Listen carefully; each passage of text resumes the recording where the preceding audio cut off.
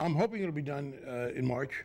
The Senate is working hard. Senator Dodd's been doing a very good job, but he does have the problem of the 40 vote barrier. It's unfortunate that the Constitution has been amended de facto to say that you need 60 senators to pass something. I don't think that's the spirit of majority rule, but that's where we are.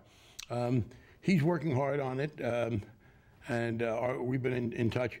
I expect him to be able to get a bill done by March. We have the February break coming up, and I do think the bills will be close enough. There's a great similarity. We've been working together, working with the administration, so that it won't take us more than a week or so to reconcile the two. So I am very hopeful the President will sign that before we break for spring. It's going to be a significant improvement in every area. There will be much tighter regulation of derivatives, which caused a great deal of problem. Most importantly, there will be an entity, probably a council of the existing federal regulators, who will be charged with something that no one was charged with before. Looking out for systemic risk, looking out for that pattern of activity or individual entity that could cause such problems that the whole system would fall. And we deal with that in two ways in our bill, and I think their bill will be very close. First of all, we give the regulators the power to say, stop it. Stop issuing credit default stops. Greatly increase your capital. In other words, we want to stop people well before they get to the cliff. If for some reason that doesn't work, and some institution does become so indebted that its failure to pay its debts would cause systemic problems, that institution is abolished. There will be no more too big to fail. If you get into trouble, you will fail. As I've said, we will enact death panels in the Congress, this Congress, but they'll be for financial institutions that ought to be put to death. There may be the need for the federal government to pay some of the debts, and we give them the power to pick and choose. The problem we had in 2008 was that, as interpreted by the Bush administration, Secretary Paulson, Fed Chairman Bernanke, Bush appointees, they believed that if an institution fell and owed a lot of money in ways that would cause problems, they had to pay everybody or nobody. They had no option. And we say no. The assumption should be pay nobody. And if you have to pay to avoid terrible damages, you can do that selectively. And most importantly, the money won't come from the federal taxpayer. It will come from fees raised by the financial institutions themselves. AIG is the most egregious example of a federal intervention where we probably won't get the money back. That was a Bush administration decision without any congressional input. Chairman Bernanke and Secretary Paulson came to us in September of 2008 and said, we have decided to use powers that the Federal Reserve has to use money they control to bail out the people who AIG owed money to. We curtail that. In the future, the Federal Reserve, if our bills pass, will not have the power to go in and make payments to a particular company. In addition, and this is very important, we have created a consumer protection agency. Right now, consumer protection is done almost as an afterthought, frankly, by the bank regulators. The Federal Reserve is the largest holder of consumer statutory powers, consumer regulatory powers. They don't focus on that. Alan Greenspan in particular didn't believe in it as a philosophy. He thought the market would take care of everything. To his credit, he's admitted that was wrong. We create a separate consumer financial protection agency. The banks are fighting that hard, and that's one of the major things that Senator Dodd is trying to save over there in the Senate. I should add, we also have a very important provision involving what's called securitization. 30 years ago, if you borrowed money, the person who lent you the money was the person you were going to pay back. And if I'm going to lend you money and you're going to pay me back, I'm going to be careful about the person I lend to. Then came securitization, whereby people lend money and then sell the right to be paid back. And not surprisingly, they're not as careful. We are requiring the regulators to say that if you do that and you sell the loan, you have to retain 5% of it. And you get the first 5% of loss. And if it's a risky loan, you got to keep 10% of it. That may not seem huge, but if you look at the percentage of the profit that represents, it's significant. We also say if you're making a very safe conventional loan, a 30-year fixed interest rate mortgage with a significant down payment, in that case, the regulators could allow you, if they think it's very safe, to hold none of it. But we think that will be very helpful. Finally, I should say, we give the regulators the power to break up institutions. Congress repealed, I voted no, the Glass-Steagall Act 10 years ago. It allowed banks to become conglomerates. I don't think you can now retroactively order them all to be broken up. That would cause more chaos at a weak time in the economy. But we are saying to the regulators, if you see a particular institution that's getting into trouble or it's too overextended, you can order them to sell this piece or sell that piece, and you can order them to reduce in size. That's the essential package. Oh, one last point. We are specifically banning the kind of subprime mortgages, irresponsible mortgages, mortgages given to people who shouldn't have gotten them, who couldn't afford them, who had interest rate triggers that were going to go way up. We simply make those illegal. Well, the answer is that you didn't have to capture people who were willing. Under the Bush administration in particular, but to some extent under the Clinton administration, the dominant philosophy was the market knows best. In 1994, Congress passed a bill to give the Federal Reserve the power to regulate subprime mortgages no matter who gave them, not just from banks. Alan Greenspan explicitly refused to use that power. He said, look, the market knows better than I. He now admits that that was a cause of an error, because the single biggest problem we have with all those mortgages that were made that couldn't be paid, that were then sent out and sold out and caused, they were the base of that chain reaction. So the answer is, and the Clinton administration was better than the Bush administration. When the Bush administration came in, they appointed people who didn't believe in regulation. So it was not that the banks captured them, it's that they volunteered to become parts of that operation. Well, I find Joseph Stiglitz, who was the chairman of the Council of Economic Advisors under President Clinton and was then fired from the World Bank because he was being critical of their policies that were anti-working people. I have found him to be extremely thoughtful. Paul Volcker, the former chairman of the Federal Reserve, who preceded Alan Greenspan, is an example of someone who understands the financial community, but also knows precisely because he does that you need regulation. And Paul Volcker has been someone we have paid attention to. Elizabeth Warren has been a major guide in the consumer area. She's a professor at Harvard Law School who began to look into the consumer area.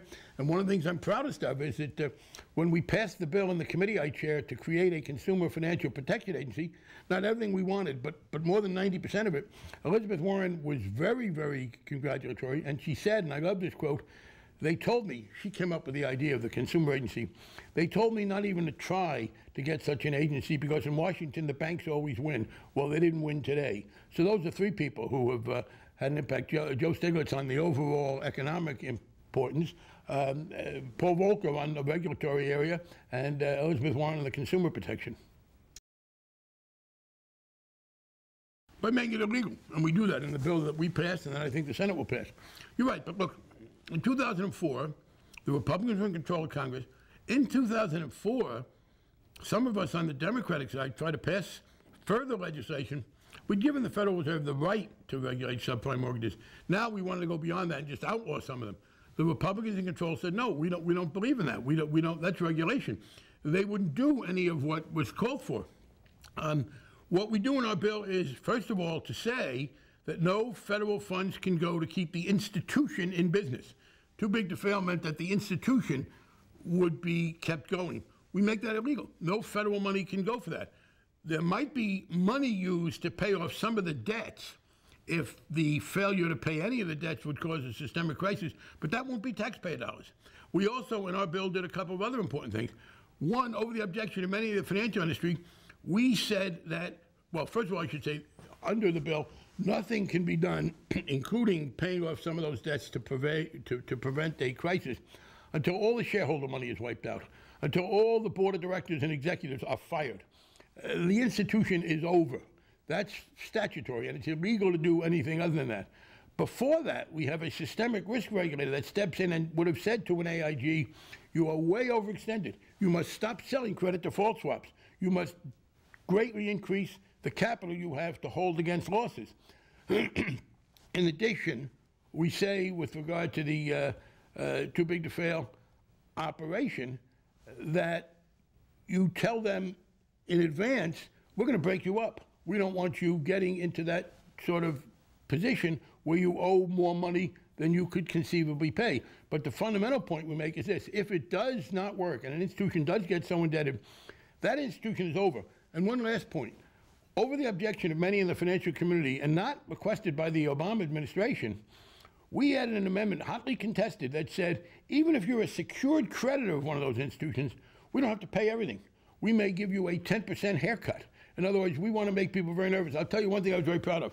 The Securities Industry and Financial Marketing Association, which represents the securities people. They objected to our bill in how we deal with an institution that's going to be put out of business. They said our bill was not creditor friendly. They said the Republican approach was better for creditors. That goes particularly to the question of too big to fail and of moral hazard. In other words, our bill says to the creditors, hey, you better check on the security of that institution, because if that institution gets overextended, do not count on us to come to your rescue. Certainly not if you're an unsecured creditor. And even if you're a secured creditor, we may only pay 10% and 90%. No, I changed those views when the Bush administration changed what Fannie Mae and Freddie Mac were doing. I did believe that Fannie Mae and Freddie Mac should be used to build affordable rental housing. When I said affordable housing there, it's the terms that we use here, I was talking about rental housing. I had been critical of the push for Fannie Mae and Freddie Mac to buy up subprime mortgages. And in 2003, I did not see a crisis. Of course, I will tell you, I didn't see a crisis with Lehman Brothers or AIG. I mean, we did not have, I did not perceive the crisis as much as it was. I think it was encouraged and brought about by subprime lending. And here's the sequence. The year after I said that, 2004, the Bush administration ordered Fannie Mae and Freddie Mac significantly to increase the number of mortgages they bought issued to low-income people. I criticized that at the time in 2004. There's another quote that doesn't get mentioned as much in Bloomberg saying, this is bad for the borrowers and it's bad for Fannie Mae and Freddie Mac. We couldn't overrule that. The Bush administration put in a significant increase in the number of low-income mortgages. In fact, one of the Republican members of the committee put an amendment in on the history which specifically mentioned that 2004 decision by the Bush administration. The Republicans were in control of Congress. They didn't let us stop it. Once that happened, I did agree that we needed to regulate Fannie Mae and Freddie Mac. I should note, by the way, that during the period, 2003, I was in the minority. I was a Democrat in a Congress controlled by Tom DeLay. So, no, I didn't really have the power to decide that. The Republicans, during their 12 years of control, did nothing to deal with it. In 2005, though, I will say this. In 2003, I didn't see a crisis. In 2004, I was critical of them pushing into more subprime loans. We did two things. First, Democrats tried to restrict subprime loans. The Republicans wouldn't entertain the bill, and Greenspan wouldn't use his authority to do it. Secondly, I joined the Republican chairman of the committee then, Mike Oxley, in trying to regulate Fannie Mae and Freddie Mac. Now, I voted in committee for a bill in 2005 to regulate Fannie Mae and Freddie Mac. I was in the minority, remember. This was a Republican Congress. The bill passed the committee. It went to the floor. At that point, the Republican leadership ordered Oxley to put in an amendment that cut out affordable rental housing. I voted against the bill because of that, but I was still for the Fannie Mae, Freddie Mac regulation. But here's the point. This is a Republican Congress. The Republican Congress in 2005, with my support, passes out of committee a bill to regulate Fannie Mae and Freddie Mac in the House. It goes to the Senate, and the Bush administration tells the Senate Republicans, who control the Senate, that they don't like what the House Republicans did. So the bill then dies because of a fight between the House Republicans and the Senate Republicans. I joined Oxley in writing to the Senate Republicans and saying, please pass our regulatory bill. And so, again, we're talking about Republican control of Congress. Mike Oxley, the chairman of the committee, the man who gave his name to Sarbanes-Oxley, said the reason they didn't get Fannie Mae, Freddie Mac regulation that year was that the Bush administration blocked it, and he said that he got a one-finger salute from George Bush. This was quoted in the Financial Times, and that's what blocked it. The Secretary of the Treasury at the time, John Snow, agreed with Oxley that it was a good bill. But the more conservative Republicans, I think they were opposed to any kind of housing help. So it died. In 2007, the Democrats became the majority. We won the election in 2006. I became the chairman of the committee. In 2007, within a few months of my becoming chairman, the committee that I chaired passed a tough Fannie Mae, Freddie Mac regulatory bill, frankly tougher than the one that Oxley had been able to get through. Hank Paulson, the Secretary of the Treasury, supported it. Unfortunately, it was held up by the Republican and Democratic fighting in the Senate. So to summarize, 2003, I said I didn't see a problem. In 2004, when Bush ordered them to do more about subprime mortgages and wouldn't regulate subprime mortgages, I said, yeah, there is a problem. 2005, I joined Mike Oxley in trying to pass a bill to regulate Fannie Mae and Freddie Mac. it was defeated by intra-Republican feuding. Republican House, Republican Senate, Republican President. In 2007, when I, for the first time, was the chairman and we were in the majority, we passed the good bill. Unfortunately, it was delayed in the Senate until 2008, and by that time, too many subprime mortgages had been bought, and it was too late.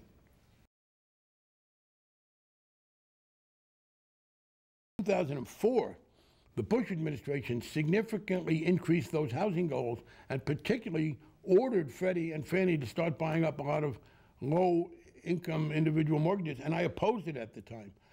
I do think going forward we have to separate out the function of providing liquidity for the mortgage market in general and some form of subsidy. They should not be in the same entity. It was a mistake to have them in the same shareholder-owned corporation, and I believe going forward you're going to see a total rewriting of housing finance.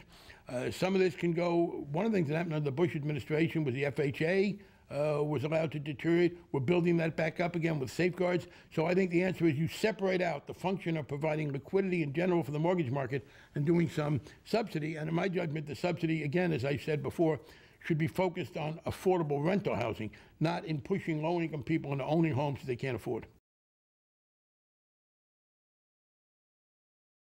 Absolutely. I think that the arguments that are being made against this are, to use a technical economic term, entirely bogus. They didn't just get TARP money. They say, we repaid the TARP money. Well, they did, but you know, getting a loan at a time when no one else will give it to you is a benefit, even if you later repay it. But there were many other programs by the Federal Deposit Insurance Corporation and the Federal Reserve and the Secretary of the Treasury to help the financial institutions. It was very frustrating for many Americans because it was these financial institutions' irresponsibility that had brought about the financial crisis. And then to get out of this terrible crisis, to avoid again, Bush's top economic appointees, Bernanke and Paulson, came to us in September of 2008 and said, if you don't act, there'll be a total meltdown. There'll be the worst depression ever. By the way, even if you didn't think that was going to be the case, and I think it probably was, when the Secretary of the Treasury and the Federal Reserve say, if you don't do this, there'll be a meltdown, there's going to be a meltdown. It's a little bit self-fulfilling. At any rate, we responded, and you had to save the economy, we had to do some things that helped the banks. That was infuriating to people, but there was no other way around it, given the centrality of credit in our economy. So yeah, I think it's entirely reasonable now. As a matter of fact, that idea that the banks have to pay for it was in the original bill we passed, not at the Bush administration's request, but at the Democratic Congress's initiative to require that the financial institutions repay this. And it doesn't just have to be what they got out of the TARP. They got aid in a lot of other ways. They tell us, oh, but if you make us pay this tax, we won't have any money to lend. First of all, they're doing a lousy job of lending now, and we'll be having a hearing a couple of weeks after this interview to force them to do more, if we can. But secondly, the bonuses they are giving each other far outweigh every year the taxes. So if paying this $9 or $10 billion a year in taxes is going to be a problem, then what about the $100 billion in bonuses? So that's why I say it's entirely bogus. Oh, I don't have to use hindsight. I was against it at the time. You have to separate it out. By affordable housing, we have generally meant rental housing. One of the great conservative mistakes was to kill rental housing programs and say the way to help low-income people with housing is to help them buy homes. Frankly, in many parts of the country, the housing is too expensive for low-income people to buy homes. I have been a critic. I'm very proud that a man named Larry Lindsey, who was a high economic appointee of Presidents Reagan and both Bushes, cited me as one of the few political figures who specifically was critical of pushing lower-income people into home ownership. Yeah, I think that was a terrible idea, and I said so at the time. I wanted to do more affordable rental housing. I had an argument with the Secretary of HUD, Mr. Jackson, Bush's Secretary of HUD, and he said he wanted to cut off Section 8 for people after 5 years. That's rental assistance. I said, well, Mr. Secretary, where will they live? He said, well, help them become homeowners. So yeah, I think it was a terrible mistake, and I said so at the time, to push lower-income people into home ownership. Some can do it, but rental housing was better, and it was unfortunately ideologically opposed. I don't know. I overreacted the day of the Massachusetts election and said, you know, maybe we have to stop this, because some of my Democratic colleagues were talking about doing some things that I thought were not procedurally appropriate. That was an overreaction on my part, because I want to make sure we didn't do anything. Some people were talking about, well, should we not seat this guy for a while or pass the bill before that. It wasn't serious, but I really thought we needed to nail that down. Now, I don't know. I do want to try to go forward. This is very important. That 60-vote problem in the Senate is there. One question is, look, you had Senator Olympia Snowe, who voted for a version of the bill. Is she going to continue to insist on nothing? I want to do some things. Yeah, I certainly believe if we can pass a package of things that make the current situation better, that help people with pre-existing conditions, that don't allow a lifetime cap, sure. I think you always want to try and make things better. But exactly how best to do that is still being discussed now. Well, one, we have passed some major legislation. We passed the children's health expansion. We passed a good bill to reverse anti-discrimination. We passed a good economic recovery bill, which has held unemployment down below what it would have been over Republican objections. The other answer, though, was this. When the Republicans were passing legislation, we were in a good economy.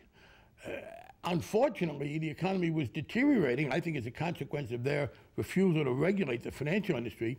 And President Obama inherited one of the worst recessions in history, the worst since the Great Depression. And it is much harder to do things in a very depressed economy with revenues tied up and people hurting than it was in a good economy. So by the policies that led to this terrible recession that Obama inherited, things became more difficult.